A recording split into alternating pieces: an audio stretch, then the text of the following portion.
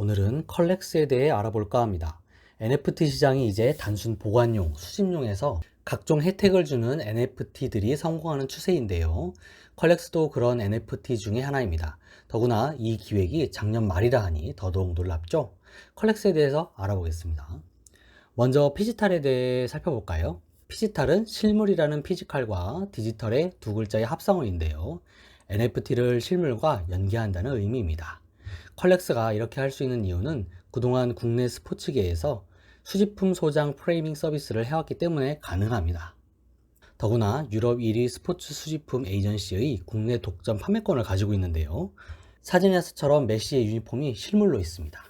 원래 니은기획이라는 프레임 업계에서는 럭셔리 브랜드로 통하는 회사에서 기획되어 나왔습니다. 바로 이 회사를 창업하신 분들이 컬렉스의 대표님들이십니다. 이 팀인데요. 이름 사진이 분명히 나와 있죠. 러그풀 걱정은 안 해도 될 것 같습니다. 이미 수많은 국내 스포츠계 스타들의 수집품이 이 회사의 프레임에 보관되어 있었는데요. 그래서 NFT를 실물에 연계가 가능합니다. 그냥 실물을 포장지에 싸서 주는 게 아니라 보관할 수 있게 한다는 거죠. 이쪽 분야로 전문적 솔루션도 가지고 있습니다. 실물 프레임은 이 기술이 적용되어 훼손되지 않고 소장 전시를 할 수 있고 일단 멋있죠. 소위 간지가 납니다. 또한 각 프레임에는 오른쪽 하단에 고유 시드가 보관되어 있습니다. 이 기술이 NFT에도 적용돼서 스포츠 스타들의 친필 사인 유니폼 및 유명 셀럽의 희소성 아이템을 담을 수 있는 모듈 프레임을 NFT와 함께 발행되는데요. 각 모듈 프레임에는 NFT 고유 인증 QR코드가 각인돼서 실물 자산의 정보와 진품 여부를 확인할 수 있다고 합니다. 각 NFT마다 NFT 진품 인증서가 있어서 투명하죠. 우리가 스포츠 NFT 하면 보통 선수의 사진 한 장으로 몇백 장씩 또는 몇만 장씩 나와서 뿌려지는데요. 이 컬렉스의 NFT는 실물과 1대1로 나와서 희소성이 절대적이죠. 가치가 있겠죠. 그럼 이런 프레이밍은 어떻게 할까요? 자체 공장이 이미 경기도 파주에 있습니다. 이미 매달 10,000건씩 프레임을 만들고 있고요. 작년 말에 기획하고 준비했다고 하는데요. 이 시기는 NFT가 게임 목적이나 개인 소장 및 거래용으로만 쓰던 시절이죠. 실물 연계 NFT는 완전히 생소하던 시절이에요. 대표님들이 성견지명이 좀 있다고 해야 될까요? 늘어나는 NFT 전시 욕구를 충족시킬 전시장이 국내에는 거의 전무한 실정인데요. 컬렉스는 한남동에 지하 1층, 지상 2층 규모의 NFT 전용 갤러리를 갖추고 있습니다. 이렇게 할 수 있는 바탕은 바로 NFT를 전시할 수 있는 프레이밍 기술력이죠. 엄청 큰 규모는 아니지만 이미 전시회가 지속적으로 이루어지고 있습니다. 이미 리드미컬 NFT 클럽전이 열렸고요. 리드미컬 클럽은 네이버의 국내 최대의 작가들 그룹이라 보시면 됩니다. 지금 현재는 선미아 클럽을 비롯해서 5개의 NFT 프로젝트가 참여하여 전시를 진행 중에 있습니다. 5월에는 마켓플레이스도 열리는데요. 그래서 사전에 4월 중에 시드가 발행됩니다. 시드 홀더 혜택이 참 좋습니다. 시드 홀더 혜택을 보면 실물 희귀 수집품 추첨 드롭, 시드 홀더만 참여할 수 있는 실물 수집품 랜덤 박스, 셀럽 수집품 추첨 드롭, 국내외 아티스트 NFT 아트 드롭 및 실물 액자 제공, 마켓플레이스 수수료 우대, 토크노믹스도 계획 중인데요. 토큰 에어드랍을 통한 유료 래플 무료 참여, 추후 진행되는 콜렉스 프로젝트의 우선 혜택권, 타 프로젝트와의 콜라보에서 추가 혜택 등이 제공됩니다. 추첨해서 드롭되는 NFT는 일회 실물 크레임을 하거나 아니면 NFT로 보관하다가 마켓에 팔 수 있는데요. 그래서 C2E, 콜렉트 투 언이 가능합니다.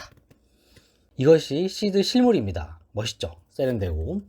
자, 로드맵입니다. 시즌 1 로드맵대로 현재 진행 중이고요. 여기서 특징적인 것이 또 하나는 웹툰이죠.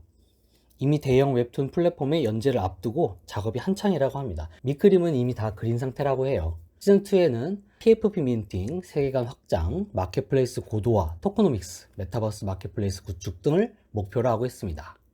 컬렉스의 세계관은 독특한데요. 세계관을 한번 볼까요? 인류에게 제2의 오르도비스기가 찾아옵니다. 핵전쟁이 일어나고 지구는 더 이상 생명에 살 수 없는 공간이 되죠.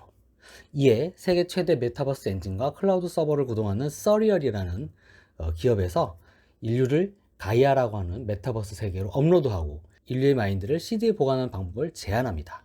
깊은 지하 벙커의 시드들 속에 인류의 마인드를 업로드하여 보관하는데 그 에너지원으로 지열, 그리고 태양열을 담아 지구로 보내는 방법, 그리고 휴대에너지 퓨어를 사용한다고 합니다.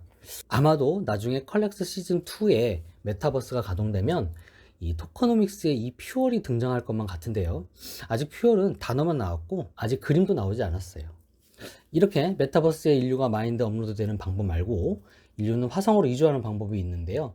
원래 계획한 인원도 적었지만 발사대가 폭발하거나 발사체가 격추돼서 극소수만 이주하게 되고 화성에 거주하는 화성인들은 화성에 적응하기 위해 사이보그를 택하게 됩니다. 뭔가 웹툰에 그 뒷이야기가 나올 것 같죠. 자, 그리고 가이아에 업로드도 안 하고 화성에도 못 간 지상의 인간들은 거의 대부분 죽음을 맞이하지만 살아남은 사람들은 변이가 된다고 합니다. 지상은 천년이 걸리는 지구 정화 작업을 하게 되는데 어느 날 벙커 일부가 파괴되고 시드가 탈취되는 사건이 발생하면서 웹툰이 시작된다고 합니다. 뭔가 흥미롭지 않으세요? 웹툰도 상당히 기대가 되는데요. 5개 광고나 미디어 광고를 하지 않고 웹툰을 제작하는 이유에 대해서 컬렉스는 돈만 들이는 광고보다 노력이 들어가는 것을 보여주려고 했다고 하는군요. 근데 웹툰이 성공하면 이후에 다양한 엔터테인먼트 쪽으로 확장도 가능하다고 봅니다.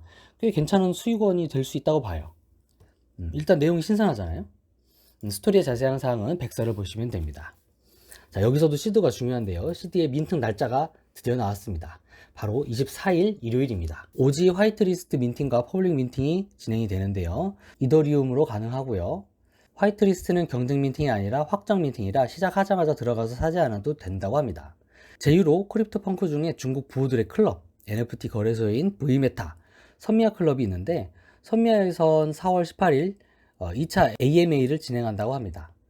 참 여러모로 기대가 되는 프로젝트입니다. 백서를 보면서 가슴이 설레는 경우는 참 드문데요. 컬렉스가 저한테 그랬어요. 저도 화이트리스트 꼭 되었으면 좋겠어요.